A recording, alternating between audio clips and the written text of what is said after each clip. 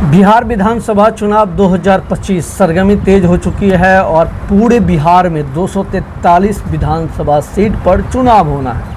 आपको बता दें कि चुनाव आयोग दशहरा के बाद कभी भी तारीखों का ऐलान कर सकता है, लेकिन अभी क्षेत्र में कई समाजसेवी और कई उभरते चेहरे जो इस बार के खुद के प्रत्याशी बता रहे हैं या किसी पार्टी से हैं या कई निर्दलीय हैं जो क्षेत्र में उभर के आ रहे हैं। इसका मेन वजह है ये कि जो 5 साल में जो सत्ताधारी विधायक रहते हैं वो जब क्षेत्र में काम नहीं कर पाते हैं तो क्षेत्र के जो समाजसेवी सब होते हैं वो क्षेत्र में लगातार एक्टिव रहते हैं और वो समाज के हर दुख एवं दर्द में खड़े रहते हैं। हमारे साथ ऐसे ही एक समाजसेवी है जो कि नरपतगंज से ताल्लुक़ रखते हैं। हमारे साथ बातचीत करने के लिए बबलू जी हैं, इन्हें इंजीनियर बबलू जी भी कहा जाता है। किसी परिचय के मोहताज नहीं है। सबसे पहले आपका बहुत बहुत स्वागत है हमारे चैनल। चलिए, आपको भी मेरी तरफ से बहुत बहुत धन्यवाद।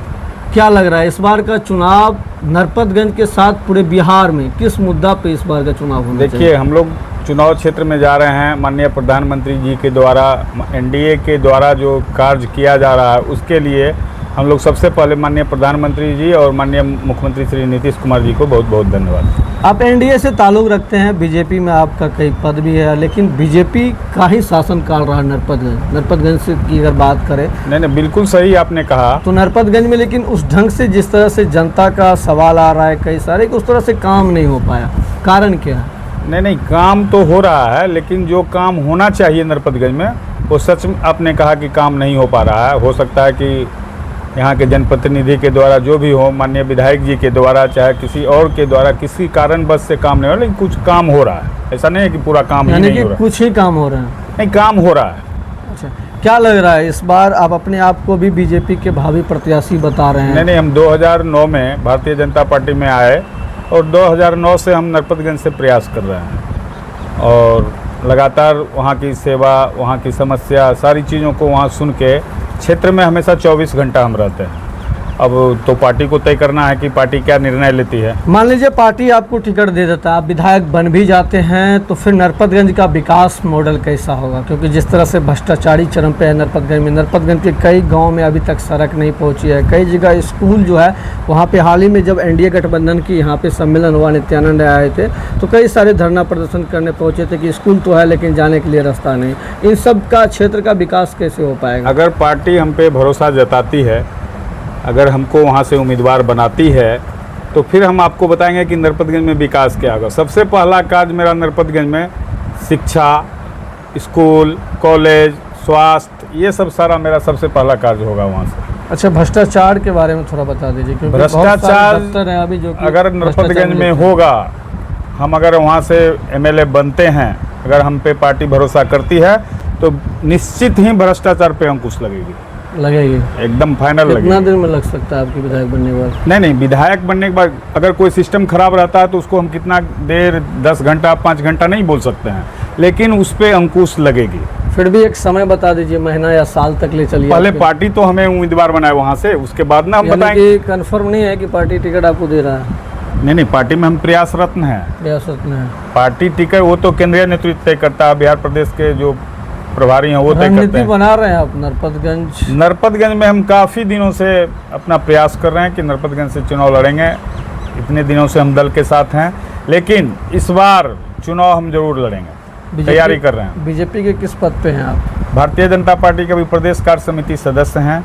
उसके बाद हम भूमि विकास बैंक के बिहार झारखंड के निदेशक के पद पर भी कार्यरत हैं। अच्छा, हाल ही में प्रधानमंत्री नरेंद्र मोदी पूर्णिया पहुंचे थे, एयरपोर्ट के साथ कई रेलों का सौगात दिया है। क्या लग रहा है वोट बैंक के लिए एक बहुत बड़ा एजेंडा होगा और यहाँ से वोट बैंक एनडीए गठबंधन का बढ़ेगा? निश्चित रूप से हम लोग सीमांचल में सबसे बड़ी पार्टी बन के हम लोग उभरेंगे। और सीमांचल में कि पूरे बिहार में? नहीं, सीमांचल जो आपने बात किया अभी कि पूर्णिया है, इससे क्या लगता है कि आप लोग के वोट बैंक में कोई होगा या नहीं होगा? तो सीमांचल में हम लोग सबसे बड़ी पार्टी बन के सीमांचल में इन सब जो सौगात दिया है इनसे आपका वोट बैंक बहुत ज़्यादा वोट बैंक मेरा बढ़ा है।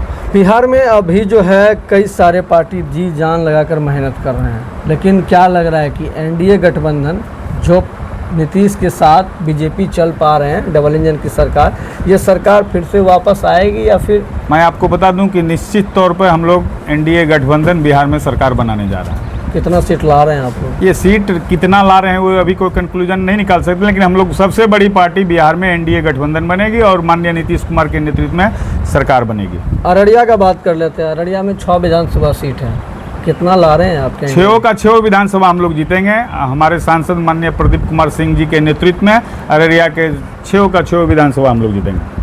सांसद जी के नाम पे जीतिएगा कि यहाँ के कैंडिडेट के नाम पे? नहीं, ऑब्जेक्टिव बात तो है कि सांसद जी यहाँ के विकास पुरुष हैं और माननीय प्रधानमंत्री जी के नाम पे हम लोग चुनाव क्षेत्र में जाते हैं, तो प्रधानमंत्री जी के नाम पे चुनाव क्षेत्र में जाते हैं। सांसद जी भी तो एक उसके अंग हैं, उनके साथ तो हैं, सहयोगी हैं, तो निश्चित तौर पे हम लोग माननीय सांसद जी और माननीय प्रधानमंत्री जी के तो साथ चुनाव जीतेंगे। नरपतगंज का अगर 2000 ईस्वी से बात करें तो उनका वहाँ का जो इतिहास रहा है कि हर 5 साल में बदलाव हो जाता है, कभी आरजेडी आती है सत्ता में तो कभी बीजेपी आ जाता है। क्या लग रहा है इस बार भी ऐसा कुछ खेल देखने को मिलेगा या फिर बीजेपी फिर से कब्जा कर पाएगी 25?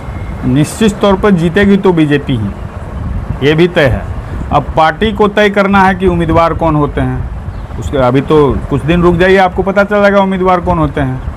बीजेपी लेकिन आपको सही लग रहा है नरपतगंज की जो स्थानीय विधायक है, क्या लग रहा है कि पार्टी फिर से उन्हें टिकट थमाएंगे?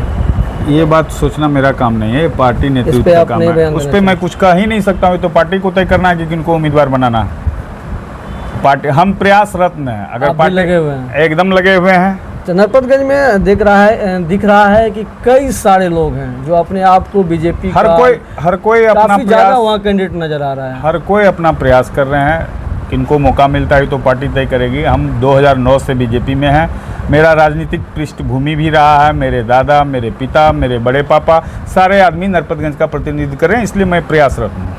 आपके परिवार से कितने टर्म में विधायक रहे थे आपके दादा? मेरे फादर 2 टर्म विधायक रहे, मेरे दादाजी 3 टर्म विधायक रहे, मेरे बड़े पापा 1 टर्म विधायक रहे। नरपतगंज का पृष्ठभूमि तो यही है। तो आप एक राजनीतिक परिवार से हैं, क्या लग रहा है कि जो जनता आपको 2 सदियों देखा है, आपके पिताजी, आपके दादाजी, क्या आपको भी देखना पसंद करेंगे? जनता तो मुझे बहुत दिनों से कह रही है कि आप चुनाव क्षेत्र में आइए, हम नहीं थे, अब हैं, आए हैं, तो अब जनता का तो आशीर्वाद 2009 से आप जिक्र कर रहे हैं, 9 से 25 तक कुछ ऐसे काम बताइए जो नरपतगंज के लिए आपने किया होगा, समाज के लिए। मैं नरपतगंज के लिए बहुत सारा काम किया, हमारे चैनल पे बता दीजिए। जितने भी गरीब गुरबा हैं, ब्लॉक में हैं, दाखिल खारिज है, ये आपको रसीद है, हॉस्पिटल का काम हो, कोई गरीब निसहाय है जिसको हॉस्पिटल में दिखाना हो, शिक्षा के क्षेत्र में चलिए, अगर कोई विद्यार्थी कहीं फंस गया हो, कहीं मेरी ज़रूरत जब पड़ती है मैं 24 घंटा उनके लिए तैयार रहता हूँ। गाँव समाज में जब कोई दुख दर्द होता है तो मिलने लोगों मैं गांव समाज के सर दुख दर्द में साथ उनके साथ रहता हूं। मैं हमसे जितना बन पाता हम नरपतगंज के लिए करते हैं। अच्छा, विधायक बनने के बाद जो है क्षेत्र में ये भी देखा जाता है कि जो बनते हैं वो पटना दिल्ली का ज़्यादा चक्कर लगाते हैं। क्या आप जब बन के आएंगे फिर आप भी उन्हीं की तरह करेंगे या फिर आप अपने नहीं, नरपतगंज में रहेंगे? मेरे परिवार का ये इतिहास रहा है, आप कहीं भी पता कर लीजिए। मेरे पिता श्री दयानंद यादव जी नरपतगंज से 1990 में विधायक बने थे, उनसे पहले प्रखंड प्रमुख थे, मुखिया थे। आप उनके बारे में आज भी क्षेत्र में जाके पता कर सकते हैं कि 90 से लेकर 2000 तक का जो उनका कार्यकाल रहा, उनका क्या क्रियाकलाप नरपतगंज में रहा, उसके बाद ही आप मेरे ऊपर सवाल उठा सकते हैं। अगर मुझे मौका मिलती है नरपतगंज से तो मैं जनता का सेवा, जो बाबूजी का अधूरा सपना उसे मैं पूरा करूंगा। आप लोग तैयारी कर रहे हैं, लेकिन दूसरी आपकी और विपक्ष में आरजेडी है। क्या लग रहा है कि नरपतगंज में मुकाबला कांटे की टक्कर की होगी या एक तरफा होगा? ये अभी नहीं कहा जा सकता है कि मुकाबला कांटे की टक्कर, क्योंकि उस पार्टी का बात मैं कैसे बताऊं आपको। क्षेत्र में माहौल देखते होंगे, लग रहा है कि मुकाबला जोरदार होगा नरपतगंज का या फिर एक तरफा होगा? हर चुनाव मुकाबला होता है, मुकाबला होगा, हर चुनाव का मुकाबला होता है। उसमें जो ज़्यादा अच्छे होते हैं वो क्षेत्र में आते हैं, वहाँ का प्रतिनिधित्व करते हैं। आखिरी सवाल, नरपतगंज की जनता से क्या अपील होगा आपका? मैं नरपतगंज की जनता से यही, अगर पार्टी मुझे मौका देती है तो मैं उनकी सेवा में बाबूजी का अधूरा जो सपना है उसे पूरा करने के लिए मैं नरपतगंज का विधानसभा चुनाव जरूर लड़ूंगा। आखिरी में ये भी कि दशहरा, दिवाली, छठ पूजा, इन पर पूरे जिला वासी के लिए क्या शुभकामना? मैं आपके माध्यम से पूरे नरपतगंज विधानसभा क्षेत्र, अररिया जिला, संपूर्ण देशवासियों को दशहरा, दीपावली और छठ की हार्दिक शुभकामनाएं देता हूं। चलिए, हमारे साथ बातचीत करने के लिए आपका बहुत बहुत धन्यवाद। बहुत बहुत धन्यवाद। समय निकालने के लिए आपका बहुत बहुत धन्यवाद।